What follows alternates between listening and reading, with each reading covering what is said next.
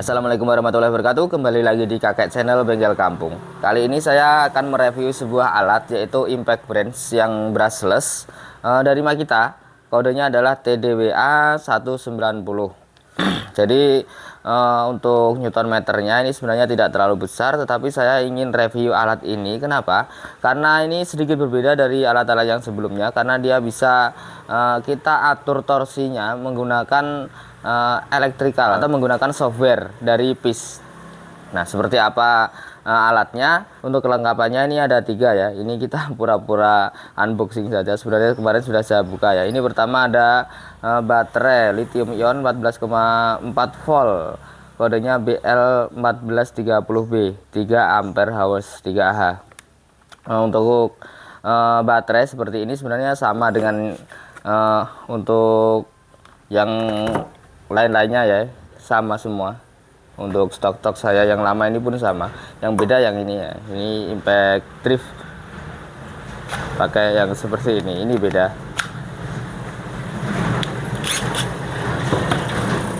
Oke, kemudian untuk kelengkapannya saya perlihatkan dulu untuk chargernya.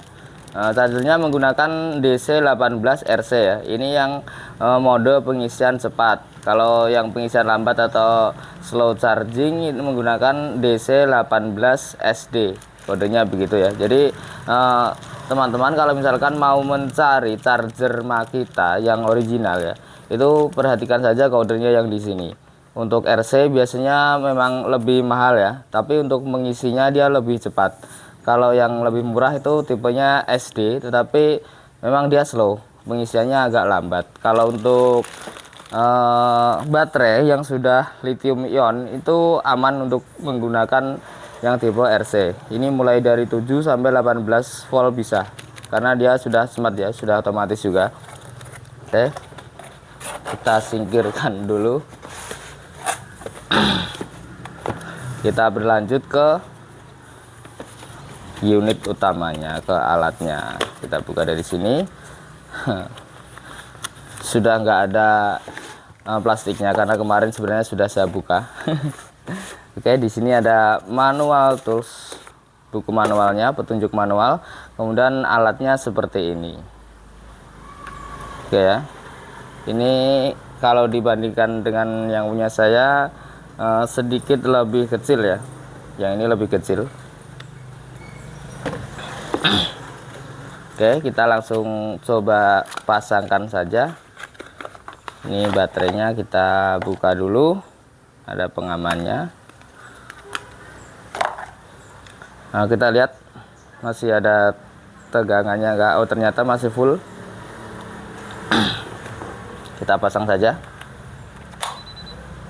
Oke ya. Jadi saat terpasang seperti ini ada warna hijau kemudian menjadi merah. Oke ya. Ada suaranya juga kalau teman-teman perhatian. Jadi untuk pengaturannya, adjustmentnya ini bisa kita lihat dari sini. Jadi alat ini bisa kita atur dari segi torsinya. Kemudian level penurunan itu sensitivitas dudukan pengencangan. Kemudian rentang waktu yang dapat diterapkan itu durasi berapa lama alat ini bekerja setelah kita pencet triggernya ini.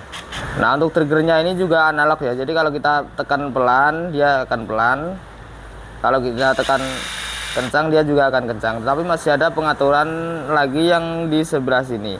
Nah, ini yang perlu teman-teman perhatikan kalau misalkan mempunyai alat-alat yang semacam ini. Sebelum kita lanjut, saya ingin menjelaskan bahwa dalam video ini saya tidak sedang disponsori oleh Makita Corporation. Jadi kalau misalkan teman-teman bertanya tentang link pembeliannya, saya tidak bisa memberitahu. Silahkan cari saja sendiri di all shop. Syukur-syukur kalau pihak Makita melihat video ini, dia mau endorse alat yang baru. Saya nanti pasti akan review lagi. Oke. Nah, sekarang kita bahas tentang adjustment atau cara penyetingannya. Jadi saat pertama kita pasang baterainya, untuk unitnya ini sudah langsung hidup. Kemudian ada tulisan AD. AD itu artinya adjustment ya, atau penyetelan. Jadi kalau kita tekan sekali, baru terlihat dia ada di mode apa.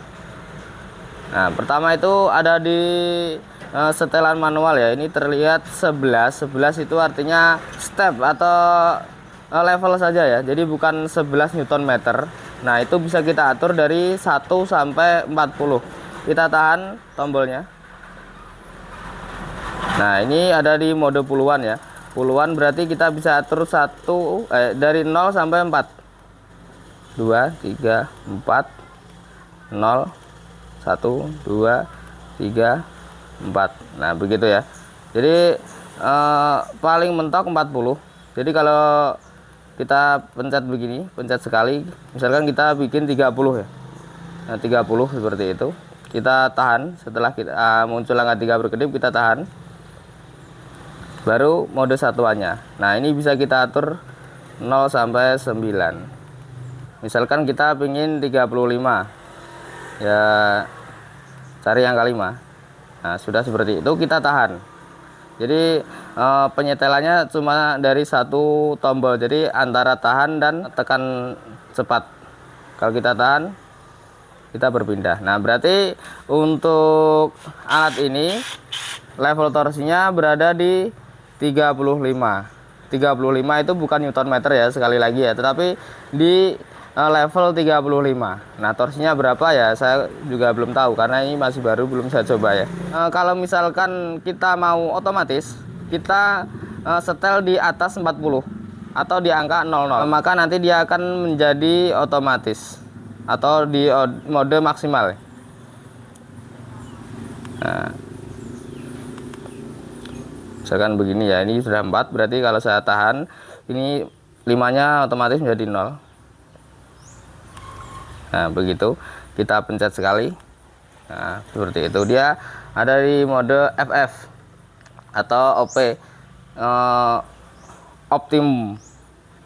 Kita tahan saja. Ini modenya untuk pengencangan, ini sudah maksimal. Nah, L1 itu bukan L1 ya, L itu tingkat penurunan. Jadi L ini bisa kita atur 1 sampai 7 sensitivitas dudukan pengencangan. Jadi setelah kita kencangkan, misalkan kita sudah atur berapa kencangnya begitu, setelah dia mengencang, tenaganya akan diturunkan sendiri. Atau saat kita mengendorkan, itu setelah kendor maka tenaganya akan diturunkan. Ini untuk menghemat baterainya saja begitu. Ini bisa kita atur juga L-nya. Nah, kita tahan. Untuk L ini bisa kita atur dari 1 sampai 7. Di sini terlihat 1 sampai 7.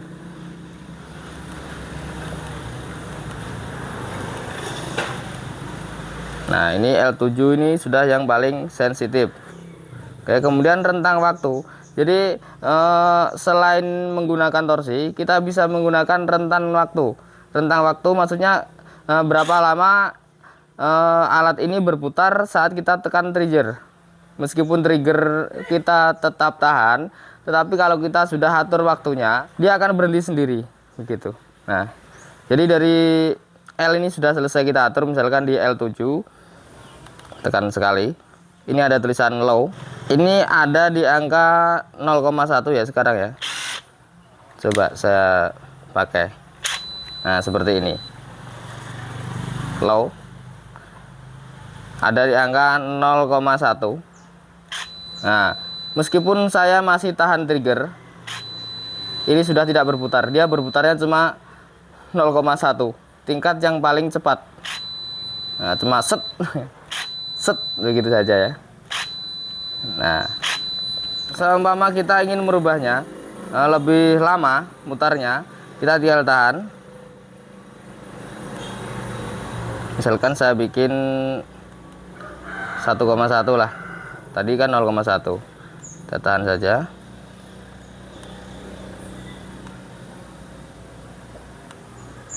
Oke. Nah, seperti ini. 1,1. Perhatikan 1,1 itu segini. Oke.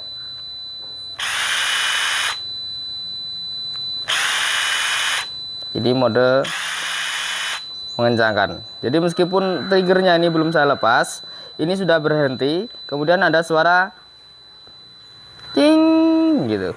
Oke ya. Berikutnya nih height-nya di 1,1. Nah, ini untuk mengetes saja atau melihat saja. Kita coba atur di angka 0,1 seperti tadi.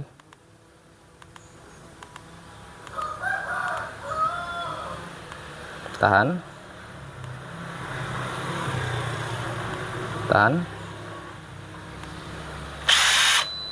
Oke.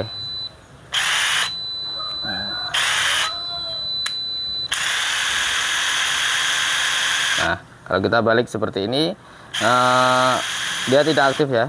Tapi kalau kita balik seperti ini, nah, pada saat penyetelan, jadi misalkan kita mau mengencangkan, kita bikin di 0,5. Nah, dia akan berhenti setelah waktu yang ditentukan. Itu level juga ya, bukan ukuran detik atau apa. Tapi kalau kita balik, misalkan untuk mengendorkan, dia tidak akan berfungsi. Oke ya, seperti itu saja. Oke, nah jika teman-teman seumpama tidak tahu torsi berapa yang harusnya diterapkan untuk sebuah mur baut yang akan kita kencangkan atau kita kendorkan, maka mode pengaturannya kita bikin di FF saja. FF itu seperti tadi ya, kita bisa atur lebih dari 40, maka dia akan otomatis menjadi FF, artinya free, bebas, mode bebas. Oke, di atas 40 kita tekan sekali menjadi FF, paham ya? Kita tahan, sudah tersimpan. Nah, kemudian untuk putarannya, kita juga tidak tahu berapa nanti dia akan berhentinya. Kita sebaiknya pada mode bebas saja. Seperti ini contohnya. Ini kita lebihkan dari 99. Oke, tahan dulu. Nah, setelah 99 kita pencet sekali lagi, maka dia akan mode bebas. Paham ya? Kita tahan saja. Oke. Jadi kurang lebihnya untuk cara penyetelannya seperti itu. Kalau kurang jelas, teman-teman sudah punya alatnya, teman-teman bisa langsung lihat buku petunjuk manualnya saja untuk penyetelannya ini. Kemudian kalau misalkan pengen menyetel menggunakan PC, di sini ada port untuk kabel USB, tetapi teman-teman harus mendownload untuk perangkat lunaknya dulu di komputer kalian. Oke ya. Kemudian saya lupa jelaskan bahwa untuk matanya ini setengah dim, sama yang standar ya, setengah dim ya. Rata-rata kalau orang bengkel motor itu pasti menggunakannya yang setengah dim. Sama yang ini juga sama, setengah dim. Sudah kotor ya, padahal belum lama ini. Kemudian saya biasanya menggunakan yang seperti ini. Untuk mata 10 dan 12 saya bikin dari kunci T saja. Kunci T saya potong saja seperti ini. Ini lengket ya. Ini adalah kunci T, kemudian saya potong. Lebih enak, lebih praktis daripada kalau kita pakai sambungan terlalu berat. Sambungan yang buat itu kunci sok. Kalau ini lebih enteng, untuk buka bak-bak CVT lebih enak. Saya biasanya pakai yang ukuran T10 dan 8 ya, khususnya untuk membuka-buka seperti ini. Oke ya, mungkin itu saja yang bisa saya jelaskan. Jika ada pertanyaan silahkan tanyakan di kolom komentar. Mudah-mudahan bermanfaat. Assalamualaikum warahmatullahi wabarakatuh. Salam kuku ireng.